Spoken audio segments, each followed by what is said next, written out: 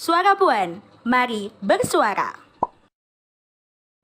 Hai, selamat malam para puan. Welcome back to podcast Suara Puan. Dan di special moment ini adalah Hari Perempuan Internasional. Kita akan membahas satu isu lagi tentang perempuan dengan narasumber kita, Kak Milda. Jadi dia itu adalah seorang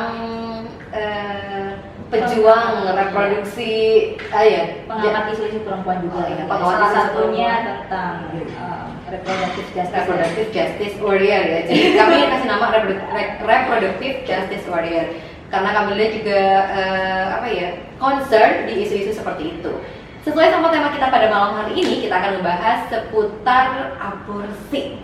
Legalitas aborsi, apakah perlu kelegalan dalam aborsi, atau kalau misalkan aborsi legal itu akan semakin jadi pro kontra atau akan dimanfaatkan oleh pihak-pihak tertentu gitu ya. Jadi sesuai dengan tema kita kali ini, perempuan dibegal, aborsi ilegal. Kalau kita bicara dari tema atau ngangkat dari tema, pasti pembahasannya akan sangat itu ya. Ada mana ganda, ada dua pihak di sini antara perempuan dan juga bayi atau janin yang dikandung oleh perempuan. Jadi sebenarnya yang dibegal di sini adalah hak siapa? Otoritas perempuan atau otoritas tubuh perempuan, atau malah hak hidup calon bayi. Oke, selamat malam Mbak Milda, selamat datang di podcastnya Para Puan. Gimana kabarnya? Baik saja. Sebelumnya terima kasih ya sudah mengundang aku untuk mungkin speak up dari beberapa pengalaman-pengalaman. Talking lah ya. Iya, talking santai aja ya. Ini bukan ya talk show yang terlalu ilmiah gitu ya. Gitu ya. Ini adalah salah satu ungkapan dari para puan. Ya. Dan Mbak Milda mewakili para puan di luar sana untuk bisa speak up tentang aborsi. Karena kalau kita bicara tentang aborsi itu kayaknya jadi sesuatu yang itu ya, sangat tabu, itu jangan ya, sangat provokatif. Kita nggak boleh ngebahas tentang itu adalah sesuatu yang rentan gitu. Kalau Mbak Milda sendiri nih menyikapi suatu kasus aborsi itu gimana? Oke, jadi saya ini sebenarnya orangnya untuk melihat suatu hal itu sebisa mungkin untuk bersikap objektif ya, termasuk aborsi sendiri. Maksud saya begini, jadi contohnya misalnya air gitu ya. Saya melihat kegiatan untuk meminum air itu secara objektif. Misal, kenapa sih kita butuh air? Ya karena kita haus. Karena kalau misalnya kita tidak minum gitu ya, kita itu dehidrasi. Sehingga ya pada kasus ekstrim tertentu dengan tidak minum air terus ya kita bisa mati dong. Nah, itu kan objektif. Kalau misalnya secara moralitas misalnya gitu ya, ada yang mengatakan ya minum air itu adalah perintah dari atasan gitu. Ya air itu adalah perbuatan yang baik gitu kan. Banyak manfaatnya ya. Nah, termasuk juga dengan aborsi. Kalau untuk melihat kasus aborsi, saya melihatnya itu seobjektif mungkin. Jadi ya kita juga berkaca pada pada kasus-kasus, karena aborsi ini kasus yang ya konflik mendunia ya. Seluruh dunia itu mengalami problem tentang aborsi ini. Gak cuma Indonesia saja, tapi ya kita tetap berkaca terhadap negara-negara yang lebih maju yang pada akhirnya melegalkan aborsi seperti itu.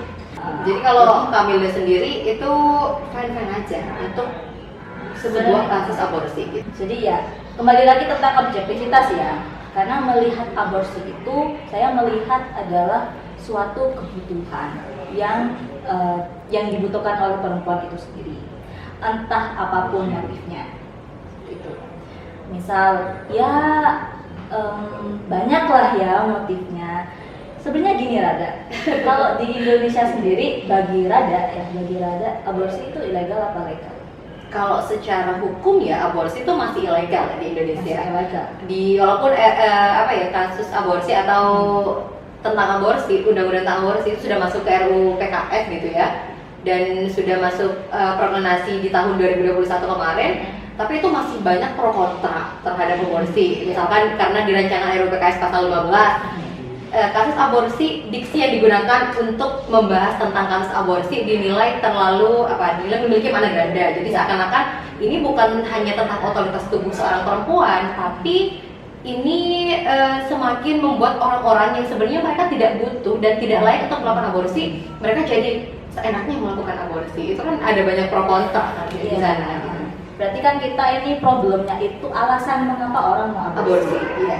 Tapi sebenarnya ya kalau di dalam undang-undang kesehatan sendiri, aborsi di dalam Indonesia sendiri itu masih ada legalitas. Karena alasannya yang pertama biasanya karena memang korban kasus pemerkosaan gitu kan.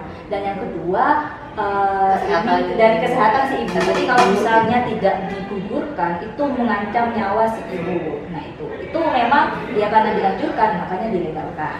Nah di berbagai negara itu juga memiliki hukum-hukum tentang aborsi yang beraneka macam tergantung dengan motifnya.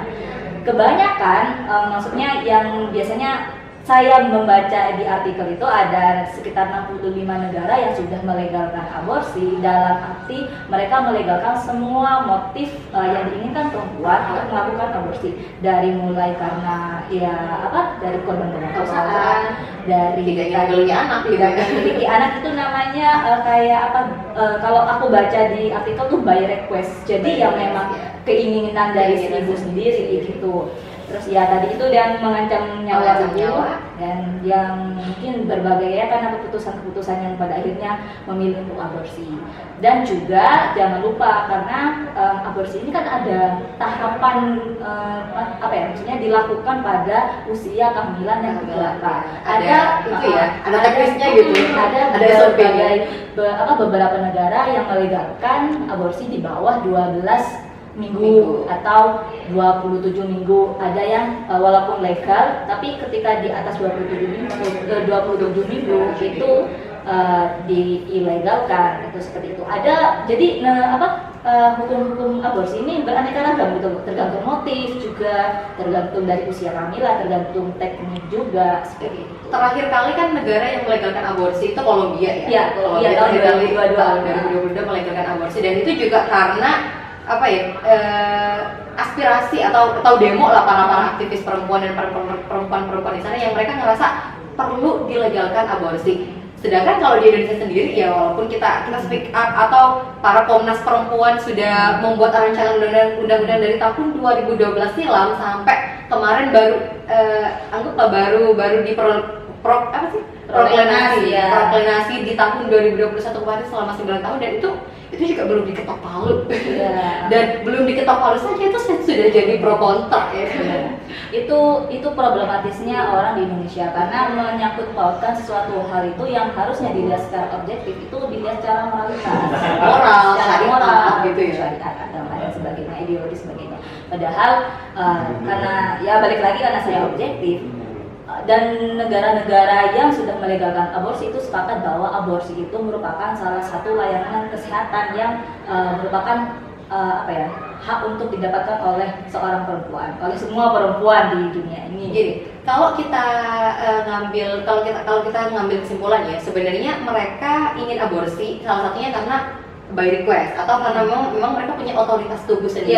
Mereka punya otoritas terhadap tubuh mereka. Aku nggak pengen hamil, aku yang punya otoritas terhadap organ reproduksiku dan aku tidak ingin punya anak.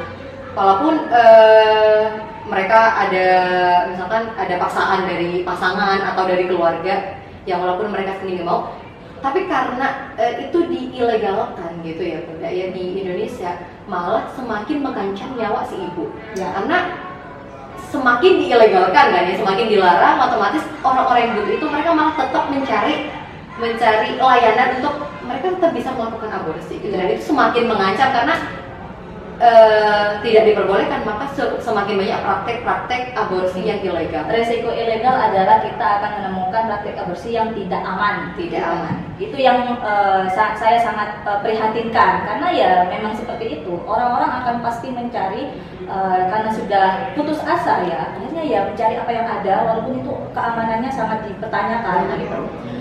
Ataupun kalau sudah tidak sempat, mungkin di sini aku aku juga baca artikel tuh yang lagi viral tuh, ada anak ditemukan bayi dibuang di ya, itu kan juga menjadi salah satu konsekuensi di mana seharusnya jika bisa jika ada layanan yang aborsi gitu katakanlah ya, ada akses untuk ke sana, itu kan tidak terjadi seperti sampai itu. menelantarkan seorang bayi gitu ya. Sampai yang bayi yang sudah lahir, yang sudah jadi manusia nih gitu. Itu padahal dibuang meninggalkan. Itu juga suatu tindakan yang lebih tidak manusiawi Itu lebih ngeri lagi, ya. Jadi emang lebih baik sebenarnya perlu legalitas aborsi gitu menurut Milda. Kalau maksudnya gini, legalitas aborsi itu kalau dari Indonesia sendiri ya perlu diperluas cakupan motifnya, cakupan alasan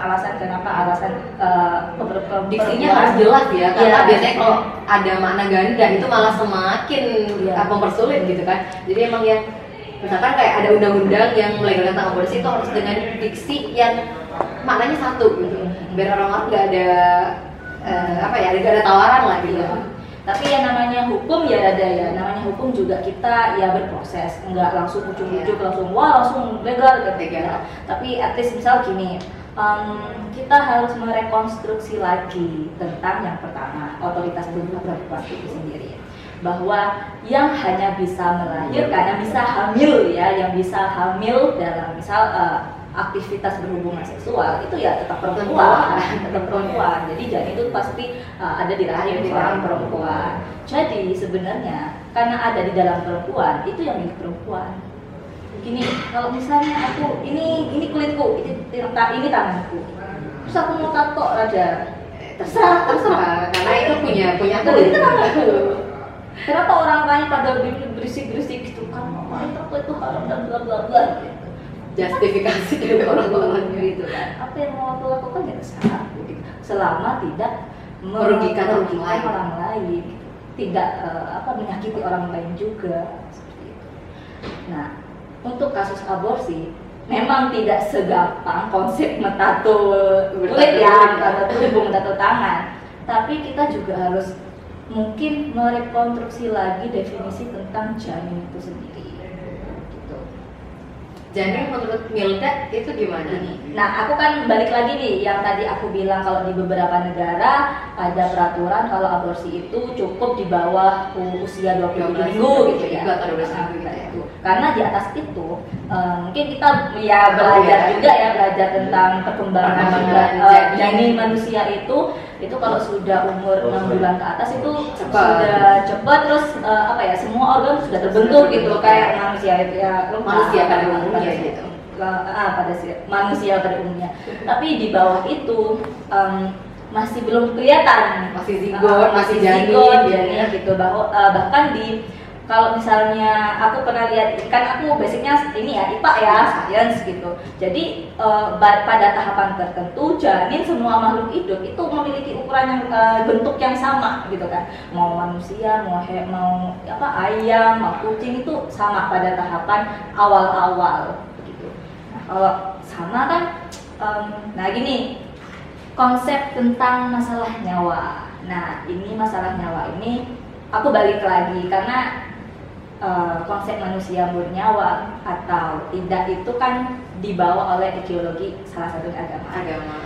Dan kalau aku karena basicku bukan agamawan, jadi saya balik lagi se-objektif mungkin. Kamu nggak bisa memberikan komentar dari sisi agama karena itu bukan ranah kamu dan bukan ranah kayak nggak apa-apa. Oke. Jadi aku fokus apa yang aku ketahui tentang tubuh manusia itu sendiri seperti itu. Kemudian ini nih ada juga orang yang bilang kalau itu yang ini masih pro kontra antara mungkin Nada juga pernah mendengar tentang pro life dengan pro choice. Kalau pro life itu biasanya orang-orang yang menentang aborsi. Kemudian yang pro choice adalah maksudnya mereka itu tergantung keputusan si ibu. Kalau ternyata si ibu ingin mempertahankan itu bisa dikatakan pro choice juga. Berarti kan ibunya memilih untuk mempertahankan. Kalau misalnya untuk memilih untuk aborsi itu pro choice gitu kan. tetap seperti itu. Seputar janin tadi konsep nyawa gitu loh kan. Wah itu gini, biasanya basicnya orang yang katakanlah rasional gitu lah ya. Kita ini manusia, kita tuh nggak boleh egois. Maksudnya kita tuh sama kok, sama hewan-hewan yang lain. Sama, maksudnya ya kita ini tubuh biologis terbuat dari ya struktur-struktur yang biologis gitulah ya.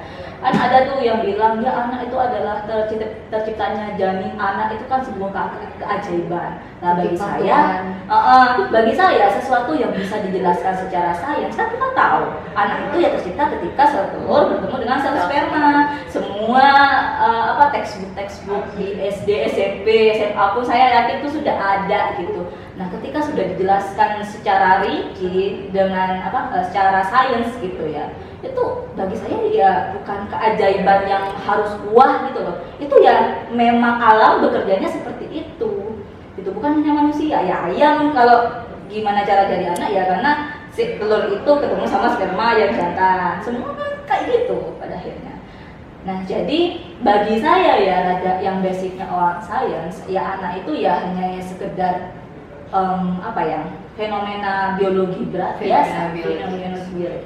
Dan itu memang konsekuensi di mana misalnya makhluk hidup manapun ketika kamu berhubungan seksual ya, dan itu prosesnya normal ya, nggak ada penyakit, nggak ada apa ya. Kalau kamu berhubungan seksual pasti jadi anak gitu kan, berbuah gitu ya. Berbuah. Jadi kalau balik lagi ya ke tema yang kita bahas, masalah diksi perempuan dibegal aborsi legal. Jadi sebenarnya yang dikorbankan di sini atau subjek dan juga objek di sini itu adalah perempuan atau si janin. Si janin, oke.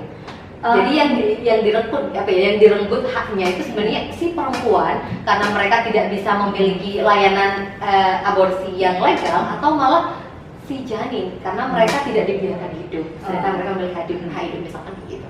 Ya, berarti ini persepsi pribadi ya? Iya. Berarti ya, perspektifnya Milda ya memang. Ya pasti banyak lah ya orang-orang dengan perspektif itu sendiri. Kalau aku sendiri itu yang dibegal adalah hak perempuan. Maksudku gini, misal antara perempuan dengan janinnya, yang lebih lama hidup di dunia ini siapa? Perempuan. Maksudnya ibunya kan, yang sudah mengalami pahit manis gitu kan, asam manis kehidupan gitu kan, itu siapanya? Ibunya. Terus juga pertimbangkan juga pada kondisi psikologis ibu, kondisi finansial gitu kan, kondisi sosialnya juga. Itu hal yang harus dipertimbangkan. Pilih mana ketika seorang perempuan memutuskan untuk aborsi dengan untuk lanjut ya, untuk mempertahankan, kira-kira lebih aman yang mana? Karena gini, kalau bagi saya sendiri ya, aku lebih memilih untuk meneruskan kehidupan yang sudah ada, gitu kan? Ya perempuan sudah menjalani hidup gitu. Nah janin gak tahu apa-apa masalah dunia. Maksudnya gini, kalau misalnya Rada bisa mengatakan, oh enggak, janin bisa kok punya nyawa, punya apalah gitu, atau semacamnya. Aku tanya sama Rada, apakah Rada pernah ingat apa yang terjadi ketika Rada ada di kandungan ibu Rada sekitar umur 12 minggu? Ya pasti kita nggak tahu loh. Kita masih bayi aja, itu kita nggak ingat. Tahu, karena pengalaman itu ya ketika sudah lahir ke dunia gitu. Dan itu baru umur berapa tahun setelah lahir? Iya, itu otak bisa inilah ya, sudah bisa menangkap fenomena-fenomena sekitar gitu kan. Seperti itu. Jadi ya pengalaman itu ya kamu ketika hidup di dunia gitu. Nah kalau kamu belum lahir, apa yang kamu mau alami? Biasanya ya gitu sih kalau bagi aku. Kalau Milda sendiri membaca kenapa Indonesia masih belum melegalkan aborsi itu dengan alasan apa? Sedangkan kalau kita bicara tentang alasan ya, daripada kita menelantarkan bayi dengan dibuang, mending kita mencegah dia sebelum dia hidup atau sebelum dia dirawat kan gitu. Tapi kenapa itu malah jadi hal yang sangat, itu adalah dosa besar gitu aborsi kan? Orang-orang pasti apa ya? bilangnya kayak gitu, itu adalah suatu tindakan yang sangat tidak manusiawi. Iya, Kita membunuh itu membunuh kriminal. seorang janin. Nah, itu adalah tindakan kriminal. Ya karena di hukum kita itu juga seseorang ibu yang sengaja mengaborsikan janinnya di luar motif yang dilegalkan tadi, dia akan kena hukum pidana. Hanya dianggap kriminal gitu kan loh. Maksudnya why gitu. Berarti itu bertentangan ya sama konsep otoritas tubuh perempuan. Konsep iya. Jadi kan tubuh kita dikuasai bukan oleh kita sendiri. Bahkan kalau yang sudah menikah ya ada banyak perempuan yang mereka memilih sebenarnya untuk aku belum siap punya anak gitu. Tapi tuntutan dari pasangan membuat kita ya harus punya anak. Pasangan tidak paham kalau setelah melahirkan pun kita juga akan ada fase baby blues misalkan dan lain semacamnya. Dan itu gimana ya? Itu seperti perempuan kehilangan otoritas tubuhnya. Kalau Mina membaca fenomena itu seperti apa? Oke, jadi aku pengen jawab yang tadi yang kenapa sih Indonesia masih ya. Jadi ya balik lagi Rada. Kalau aku melihatnya sih karena masalah moralitas itu dibawa oleh ideologi salah satunya agama. Karena mayoritas ya aku tidak mau menyalahkan kalau Indonesia itu kurang literasi gitu masyarakatnya, tapi ya fenomena sosialnya seperti itu. Masyarakat kita terlalu terpaku terlalu menautkan permasalahan dunia ini semuanya itu pada agama gitu kan. Nah, sebenarnya agama itu biasanya sering mengurus masalah moralitas termasuk yang seperti ini gitu kan. Nah, itu mungkin salah satunya ya. Kalau yang lainnya mungkin aku kurang tahu ya dari hukum juga, dari masalah hukum, karena hukum kita itu masih menggunakan hukum aborsi ya khususnya. Itu hukumnya sudah lama gitu, bahkan zaman Belanda gitu. Nah, terus kapan mau diubah gitu kan? Padahal ya kalau sudah 65 negara yang melegalkan. Indonesia kapan? Ya. Kamu mengharap Indonesia akan melegalkan apa? Ya dong. Perempuan juga memiliki kerentanan mengalami ini ya, kehamilan tidak direncanakan gitu ya kan. Kalau kita lihat dari sejarah aborsi, padahal ya aborsi itu sebenarnya sudah dari beratusan tahun lalu itu sudah ada tindakan aborsi, dan bahkan itu tindakannya lebih membahayakan gitu kan, karena itu nggak sesuai sama prosedur medis yang kita ketahui sekarang gitu. Tapi itu fine-fine aja. Iya. Bukan fine-fine aja sih, karena gini aku sedikit cerita ya. Jadi kontrasepsi yang aman, efektif dan nyaman, yang menyenangkan lah ya istilahnya, itu kan kondom ya salah satunya, itu baru ditemukan pada abad sekitar 18 ada. Nah, sedangkan sebelum itu kita kan masyarakat banyak yang inilah ya, banyak masyarakat masih primitif gitu, kayak banyak yang nomaden, terus suku-suku gitu lah ya, gitu. Jadi nah, untuk masalah terkait aborsi, terus ada juga pembunuhan bayi, itu ada kaitannya dengan sumber daya yang dibutuhkan oleh suatu kelompok suku gitu ya. Ternyata ketika manusia itu jumlahnya, populasi manusia jumlahnya semakin banyak, sumber dayanya itu nggak mencukupi seperti itu. Jadi pada akhirnya, nah ini juga mungkin ada cikal bakalnya, ada patriarki di situ ya.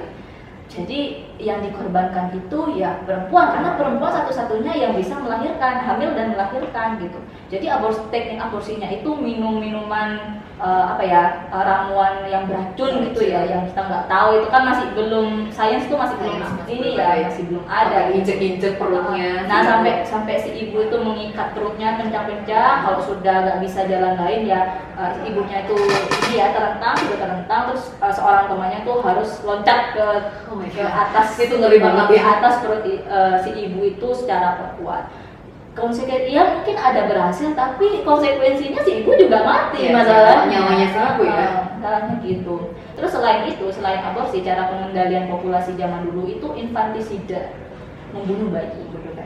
Mungkin ada kayak di cerita-cerita Nabi gitu ya, Nabi siapa itu yang kalau ada bayi perempuan itu dibuang, dihidupkan, hidup. Itu masa jahiliyah ya. Masa jahiliyah, dan memang itu fenomena masyarakat kita yang masih primitif ya, hidupnya primitif, dan itu bagi mereka itu normal saja, normal gitu ya. Karena kita harus menyeimbangkan antara sumber daya untuk kehidupan kita dengan jumlah populasi gitu.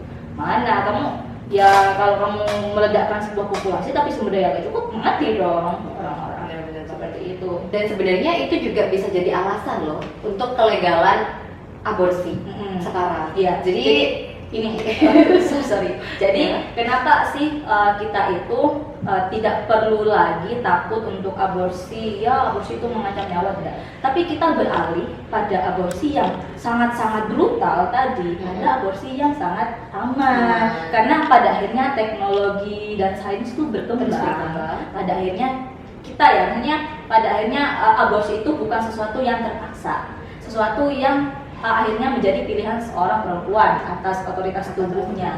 Nah karena teknologi dan sains berkembang, itu mereka menyediakan cara aborsi yang aman gitu, tanpa membahayakan si ibu, nyawa si ibu gitu. Oke, jadi gini ya Mila ya, banyak sekali perempuan sebenarnya setelah menikah mereka kehilangan otoritas tubuhnya. Jadi mereka belum siap secara mental untuk memiliki anak.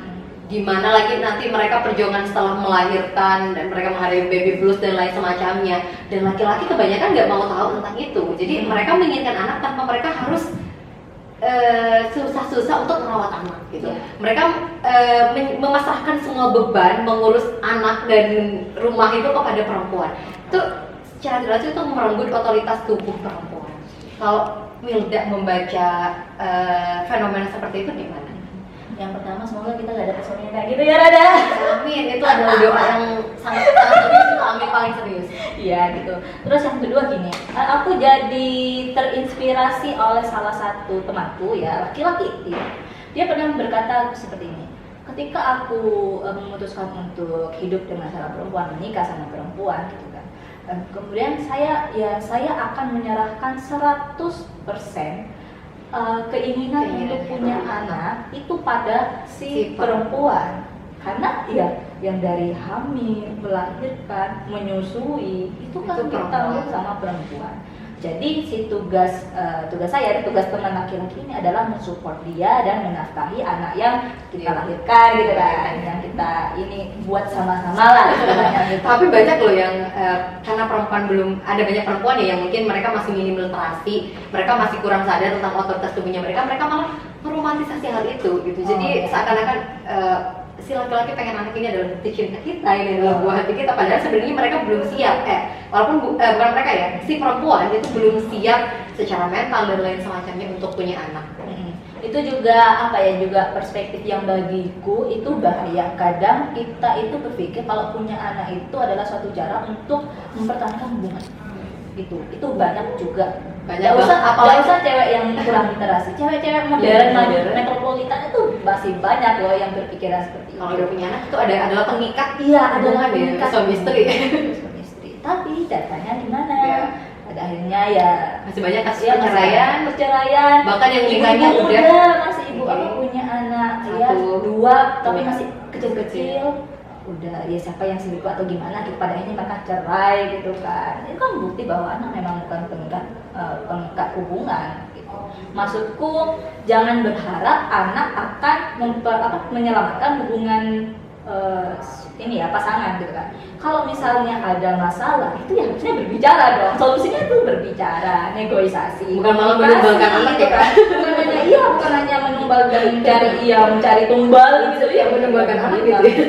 Pada akhirnya kan biasanya orang-orang dulu kasihan cerai, kasihan anaknya gitu. Padahal kan dulu bikinnya pengennya sih mengikat hubungan gitu. Tapi ternyata iya ya. Kan kasihan, anak itu kan juga manusia. Mereka tuh juga tumbuh menjadi manusia dewasa di mana mereka juga menanggung beban mental ya. Mereka juga punya psikologi dan ya kita juga tidak bisa memungkiri, walaupun aku tidak punya data yang pasti, tapi hasil ya anak yang orang tuanya cerai gitu, dia akan tumbuh berbeda lah ya psikologinya dengan anak yang tumbuh di keluarga harmonis seperti itu.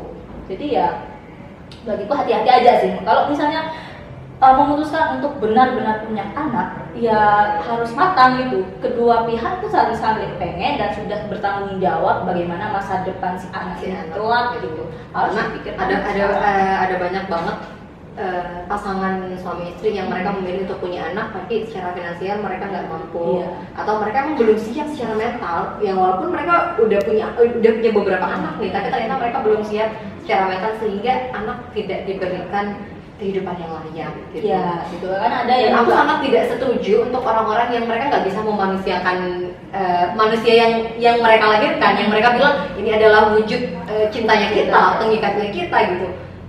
jadi kayak properti benar gitu. Anak kalau kita punya anak nanti banyak rezeki, nanti akan ada orang yang mengurus kita di masa tua gitu misalkan. Jadi emang secara tidak langsung kita udah ngerenggut hak anak, hak kebebasan anak. Mereka dibebani setelah kamu tua, setelah kamu dewasa nanti kamu harus ngerawat orang tua kamu gitu. Ya kan ada istilah tuh pepatah bahwa beban seorang manusia itu akan terjadi setelah lahir. Kan ada tuh anak baru lahir langsung semoga jadi anak soleh ya, semoga menjadi anak yang berbakti kepada bangsa negara, alam semesta banyak gitu disebutin gitu. Baru juga nangis gitu kan, baru belum bisa melihat sekitar gitu, sudah dia macam-macam gitu. Oke.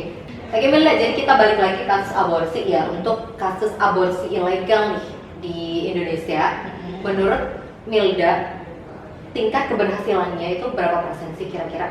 Milda kan juga anak sains juga ya, dan juga berkecimpung sebenarnya di biologi gitu kan. Menurut Milda sendiri tingkat keberhasilan dan juga ngancam nyawa seorang ibu itu berapa persen sih kalau dipresentasikan gitu? Oke, jadi keamanannya gitu. Jadi sebelumnya aku jelasin teknik-teknik aborsi ya yang sudah standar kesehatan ini dan juga diakui oleh WHO gitu.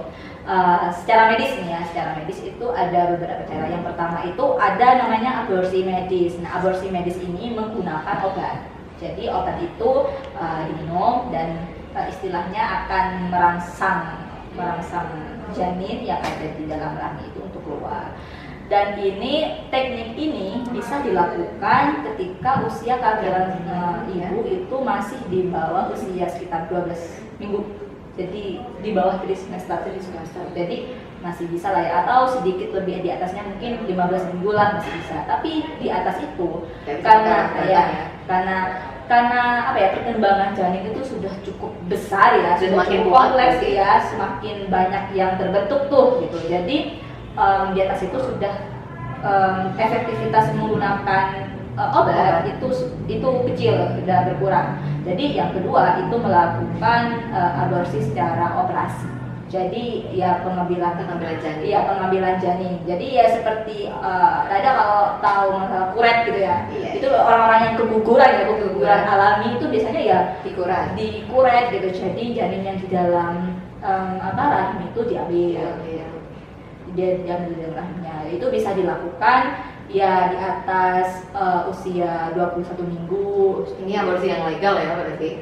Itu sebenarnya bukan legal sih. Ini masih teknik ya, Karena kalau sama-sama prosedur yang aman.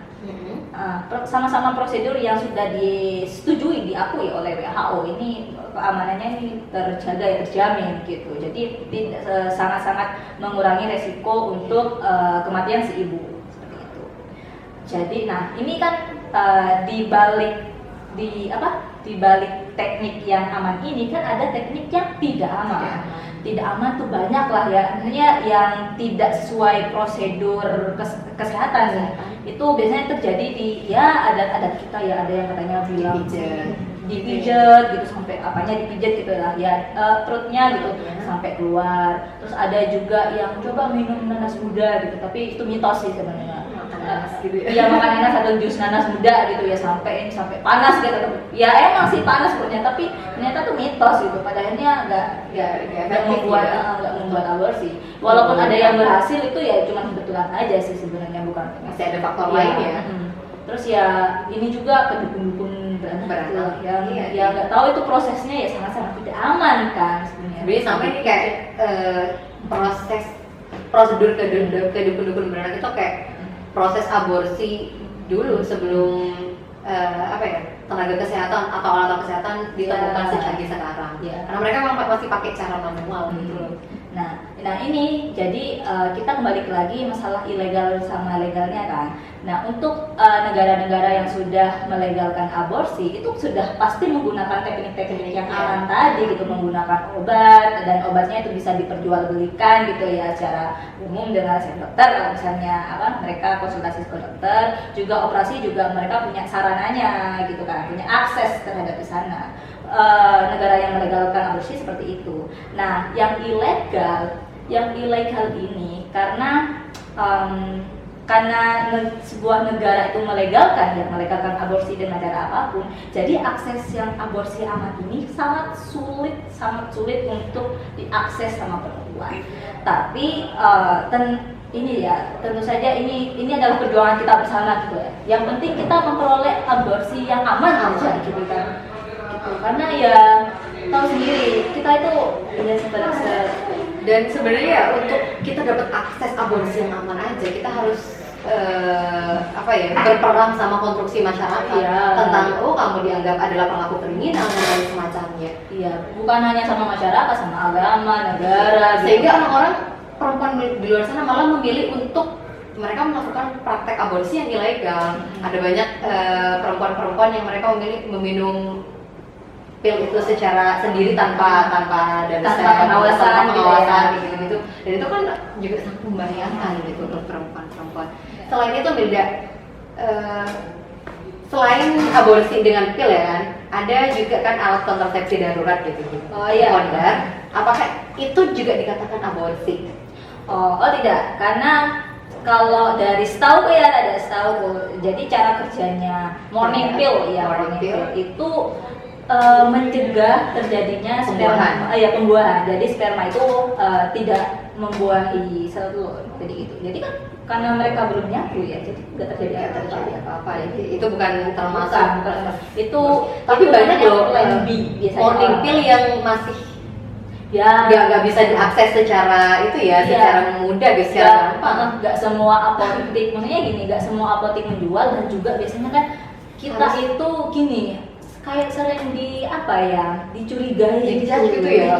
Oke lah kalau yang beli itu sudah suami istri gitu. Kalau cuma cewek sendiri gitu, misalnya loh suaminya mana, itu kan rese kan orang itu sih. Ada banyak orang-orang yang mereka misalkan dokter gitu ya, mereka tidak menjalankan tugasnya sesuai emang tugasnya mereka, sesuai job listnya gitu. Jadi mereka menjadi dokter selain menyembuhkan atau mengobati gitu, mereka juga jadi hakim gitu. Iya, ini kritikku terhadap tenaga medis yang tenaga kesehatan yang di Indonesia ya kalau bisa sih hanya lakukan tugas Anda sebagai tenaga medis, tidak perlu jadi status Anda tidak perlu jadi polisi moral gitu. Kita sudah tahu, maksudnya orang-orang dewasa pasti tahu gitu. Cukup kerjakan job sesuai job desk, karena setiap orang itu kan punya porsi masing-masing gitu ya. Kita bekerja secara profesional. Oke, jadi thanks Milda untuk obrolan malam hari ini. Ini sangat mengedukasi sekali, dan saya yakin gitu di balik obrolan kita akan banyak pihak yang pro juga kontra. Tapi it's okay, it's fine. Semua orang punya persepsi masing-masing, dan setiap perempuan punya otoritas terhadap dirinya sendiri. Selama kita tidak merugikan orang lain, itu tidak akan jadi masalah. Closing statement dari Milda. Closing statement aku sih hanya berharap ya, karena melihat aborsi merupakan salah satu hak healthcare, reproductive healthcare istilahnya ya, adalah hak layanan kesehatan reproduksi perempuan. Itu adalah hal yang harus diprioritaskan di negara ini, karena ya kalau kita ya perempuan khususnya sehat ya, kita akan menjadi SDM yang juga menentukan gitu. Aku sih berharapnya pada suatu saat ya, walaupun ini bakal lama gitu prosesnya, tapi kita masih optimis lah ya, Indonesia masih bisa lah mengejar negara-negara maju itu yang sudah melegalkan aborsi. Sudah 65 negara loh, dan ada banyak negara-negara Asia Asia negara pun sudah ada, Thailand, Singapura gitu kan, Kamboja itu sudah melegalkan. Nah Indonesia ini kapan gitu kan? Dan tentunya undang-undang atau legalitas yang nanti misalkan akan dicetuskan atau diketok palu di Indonesia diharapkan juga bisa diperlakukan dengan bijak gitu ya oleh orang-orang. Jadi nggak perlu ada oknum-oknum yang sengaja karena sekarang sudah legal, jadi kita bisa memanfaatkan itu. Semoga orang-orang di luar sana bisa benar-benar menggunakan bersikap objektif lah. Ya, bersikap objektif dan bijak gitu ya. Sesuai porsinya masing-masing seperti itu. Ya kita berdoa saja gitu. Ya anggota dewan atau siapapun ya, semua anggota semua masyarakat gitu. Ini masalah yang harus kita selesaikan bersama-sama. Oke, terima kasih Winda atas waktunya, senang banget bisa ngobrol di sini. Kita ngebahas seputar otoritas tubuh perempuan ya, khususnya di aborsi gitu kan, yang menurut sebagian orang kita terbegal, haknya kita terampas gitu kan, karena tidak ada legalitas untuk otoritas tubuh kita sendiri gitu. Terima kasih Winda atas waktunya, see you next time, semoga bisa cerita lagi nih, kita bincang lagi di podcast Suara Puan selanjutnya. Terima kasih para puan dan sampai jumpa. Suara Puan, mari bersuara.